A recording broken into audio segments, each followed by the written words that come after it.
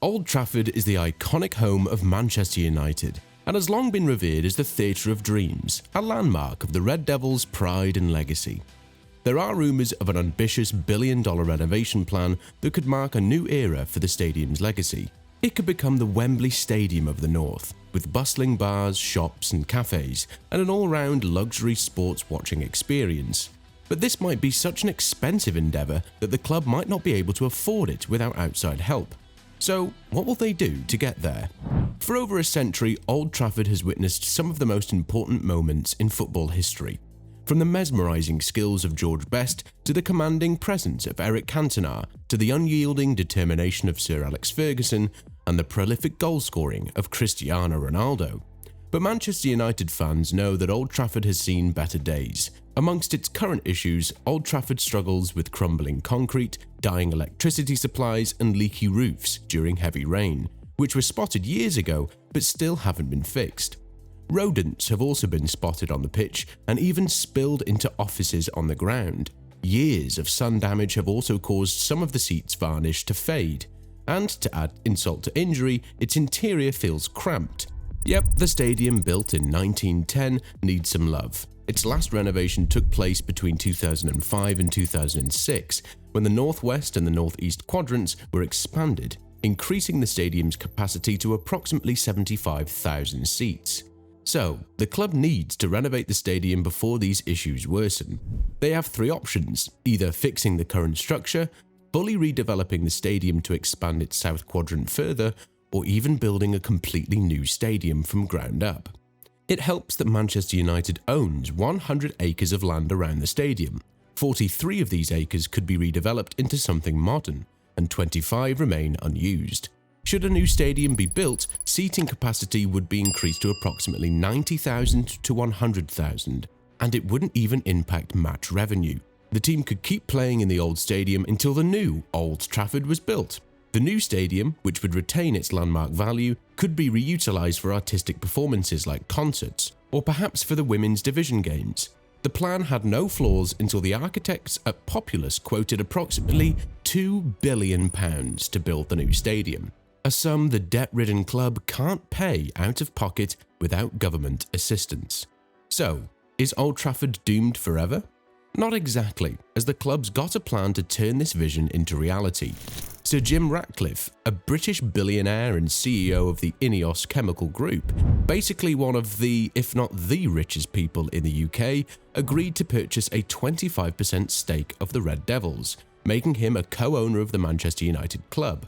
With a net worth estimated at £21 billion, it's safe to say that Sir Ratcliffe's got cash to burn. To show you how invested this man is in the renovation, he was already meeting with local leaders before his minority stake was even ratified. He plans to invest £236 million into the club, and £158 million from one of his companies to pay for Old Trafford's renovations.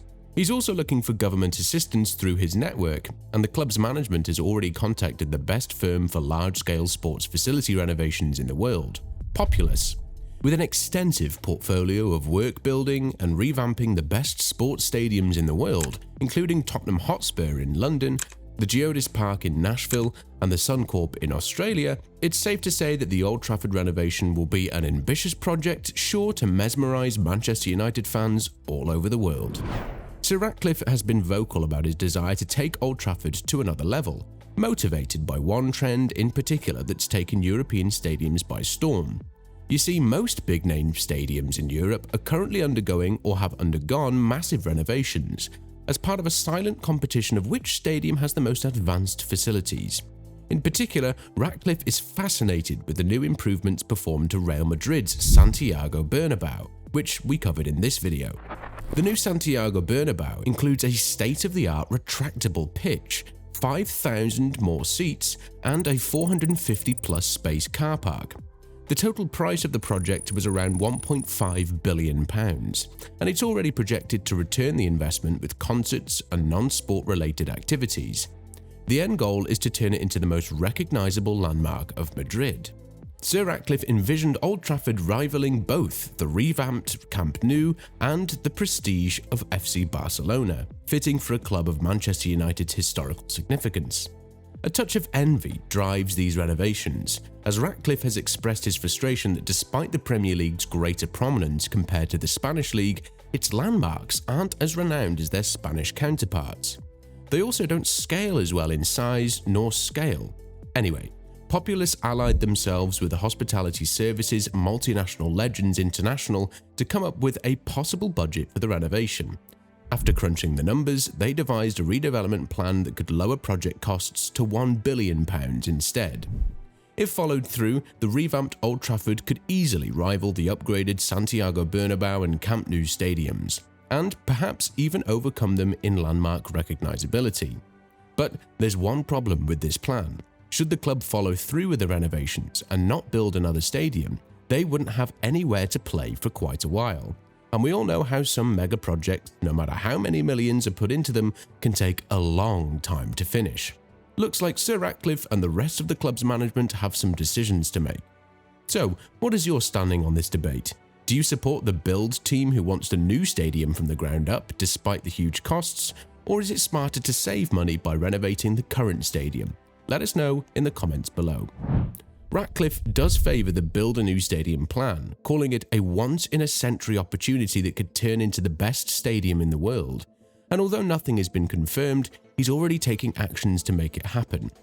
He named Lord Sebastian Coe, the London 2012 chief, four-time Olympic medalist and politician, as chair of the Old Trafford Regeneration Task Force, a team of local leaders and national experts whose goal is to explore solutions to regenerate one of the most beloved cornerstones of British industrial history. Other members include Andy Burnham, Mayor of Greater Manchester, and former United captain Gary Neville. Lord Coe himself stated how stadiums are focal points for strong communities and social and economic development, which is why investors are taking note of the Old Trafford renovation project. They saw how much money came in from the 2012 Olympics in East London, and they might be interested in a similar opportunity in the north of England. The task force will commission an economic impact study to discover how much a new stadium could attract investment, create jobs, and lead to new opportunities. Positive conclusions from the study could just be what the government needs to finance the remainder of the stadium construction project. The only missing members of this task force are the Glazer family, who, despite being majority owners of Manchester United, have been absent in the press release featuring the list of the task force members. But there's one proposed solution that could be the perfect middle between the built versus renovate debate. Can you imagine what it could be? It's to build a new structure on the same site as the current stadium, kind of like a commercial complex. This would include shops and restaurants, all under the United brand. His inspiration is the Tottenham Hotspur Stadium, also built by Populous, and here's how it would look. As you can see, the renovated stadium would have a huge lower tier similar to Wembley, but with 4 distinct stands instead of a bold style. It'd have a curved roof elegantly wrapping around fans on match days. Sir Jim Ratcliffe hopes this ambitious transformation will attract major events to the north of England, further solidifying Old Trafford's status as a premier sporting venue. What's certain is that Old Trafford has to evolve to ensure the legacy of Manchester United is well preserved. Whether that'll be this year or in the next 3 years, we don't know yet. But you can be sure that Sir Ratcliffe and his task force are committed to giving the Red Devils a world-class stadium, one that befits the world's greatest football club.